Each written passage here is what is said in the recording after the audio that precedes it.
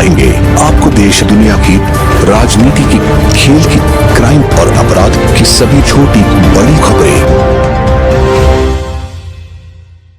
बेटा बाप की लाश लेने के लिए तैयार न हो, ऐसे परिस्थिति में जब घर के लोग अपने घर के माता पिता को छूने के लिए डर रहे हों, तब हमारे स्वास्थ्य कर्मी और संविदा के खास करके स्वास्थ्य कर्मी अपने जान को संविदा स्वास्थ्य कर्मियों का समर्थन करने पहुंचे पूर्व विधायक राजेंद्र मिश्रा। अपनी 2 सूत्री मांगों को लेकर विगत लंबे समय से संविदा स्वास्थ्य कर्मी धरना प्रदर्शन कर रहे हैं, लेकिन सरकार उनकी मांगों को अनसुना कर रही है। एक तरफ स्वास्थ्य व्यवस्था चरमराई हुई है, तो वहीं लंबे समय से स्वास्थ्य कर्मी धरना प्रदर्शन कर रहे हैं, जिसका समर्थन करने कांग्रेस के महामंत्री और गुड़ के पूर्व विधायक राजेंद्र मिश्रा धरना स्थल पहुंचे और उनकी मांगों का समर्थन किया। साथ ही कहा कि कोरोना काल में जिस तरीके से स्वास्थ्य कर्मियों ने अपनी जान के साथ खिलवाड़ कर कार्य किया और उस समय जब कोई शवों को छूने के लिए तैयार नहीं था, उस समय स्वास्थ्य कर्मियों ने सेवा की। उन्हें अब जहां बाहर कर दिया गया है, वहीं उनकी मांगे नहीं मानी जा रही है। यह बड़े दुर्भाग्य की बात है। आइए सुनाते हैं पूर्व विधायक राजेंद्र मिश्रा ने संविदा स्वास्थ्य कर्मियों के समर्थन में और क्या कुछ कहा है ये, और विशेष करके ये संविदा कर्मचारी स्वास्थ्य विभाग के। मैं अभी इस बात को रेखांकित कर रहा था, कोरोना काल में इन्होंने जिस तरीके से जब बेटा पिता की लाश को लेने को तैयार नहीं था, जब घर के अग्रज के मरे हुए को कोई छूने को तैयार नहीं था, तब ये संविदा कर्मचारी पूरे राज्य में सेवा करते रहे। फिर से कोरोना की आहट सुनाई पड़ती है। हो सकता है राहुल गांधी की यात्रा रोकने के लिए हो, और हो सकता है कि उनको इसमें लगता भी हो कि ये ठीक है। ऐसे कर्मचारियों को अभी मैं कल का मुझको पता चला कि ये लोग सामान्य रूप से ज्ञापन देने गए थे स्वास्थ्य मंत्री को। मैं कहना चाहता हूं कि ये कर्मचारी आपके हैं, और आपके कर्मचारी होने के नाते ये किसको ज्ञापन देने जाएंगे? अगर इनको कोई समस्या है, कोई पीड़ा है, इनको कोई तकलीफ है, मुख्यमंत्री से नहीं मिलेंगे, स्वास्थ्य मंत्री से नहीं मिलेंगे, आखिर ये किससे मिलने जाए? और मिलने गए न ये कोई नारेबाजी कर रहे थे, न किसी को मारपीट कर रहे थे, न कोई आंदोलन उस तरीके का कर रहे थे। इसके बावजूद इनके कर्मचारी नेताओं को कल गिरफ्तार कर लिया गया। ये शुद्ध रूप से दमनात्मक रवैया है, और कांग्रेस पार्टी माननीय कमलनाथ जी के दिशा निर्देश में इनसे मिलकर के एक बात इस बात को कह चुकी है कि ये अन्यायपूर्ण रवैया है। जहां कांग्रेस की सरकार है, राजस्थान में आप देख लीजिए, कर्मचारियों को जो उनका वेतनमान था वो पहले दे दिया गया, बिना मांगे दे दिया गया। इसी तरीके से छत्तीसगढ़ में दे दिया गया।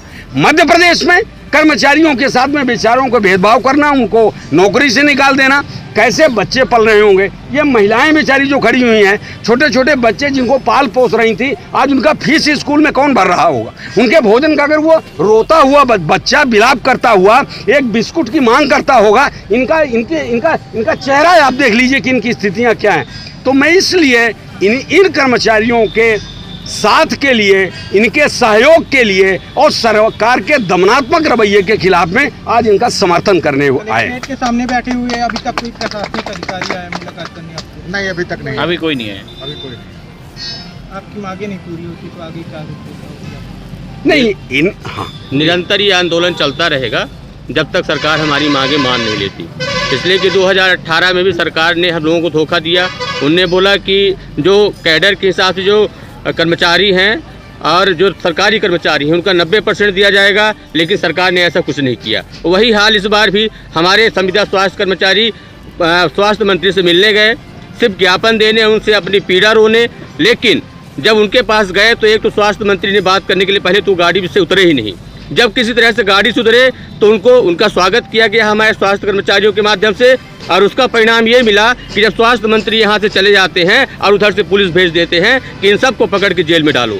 किसी तरह से कुछ ऐसा हुआ होगा कि कर्मचारियों को छोड़ दिया जाता है, फिर किसी मंत्री का फोन आता है कि इनको वापस पकड़ के जेल में बंद करो, और सारे संविदा स्वास्थ्य कर्मचारियों को पुनः जेल में बंद कर दिया गया।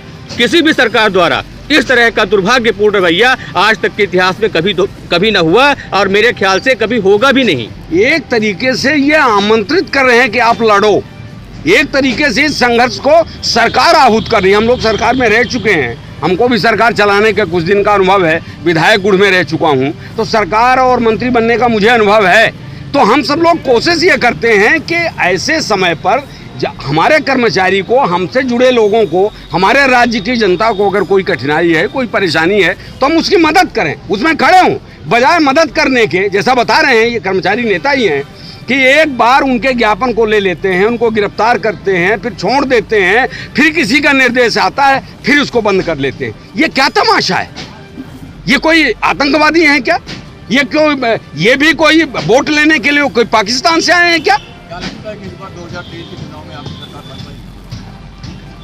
मुझे लगता है कि ये इस समय का विषय नहीं है। जनता मध्य प्रदेश की तय करेगी, लेकिन जिस तरीके से दमनात्मक रवैया है, जिस तरीके, जनता ही तो मतदाता है ना, और सरकार तो हमारी 2018 में भी बन गई थी। तो इसलिए जो दमनात्मक रवैया है कर्मचारी के ऊपर, बेरोजगारों के ऊपर, महंगाई के ऊपर, भ्रष्टाचार के ऊपर, उससे अपने आप लक्षित होने लगा है कि इस बार सरकार यहाँ कांग्रेस की बन करके रहेगी, कमलनाथ के नेतृत्व में बन के रहेगी। क्या मानते हैं, क्यों आपकी मांगे पूरी नहीं हो पा रही है? देखिए, ये तो जो सरकार चला रहे हैं वो बताएंगे, क्योंकि ये हठधर्मिता है। जब उनको सरपंच भाइयों को तक पैसा देने का उनके पास में है, तो फिर इन कर्मचारियों को जिनसे सेवाएं वो ले चुके हैं, इनको तो उनको काम देना चाहिए और काम में रखना चाहिए। अब वो क्यों नहीं कर पा रहे हैं, ये तो सरकार से आप पूछे, सरकार बतावेगी।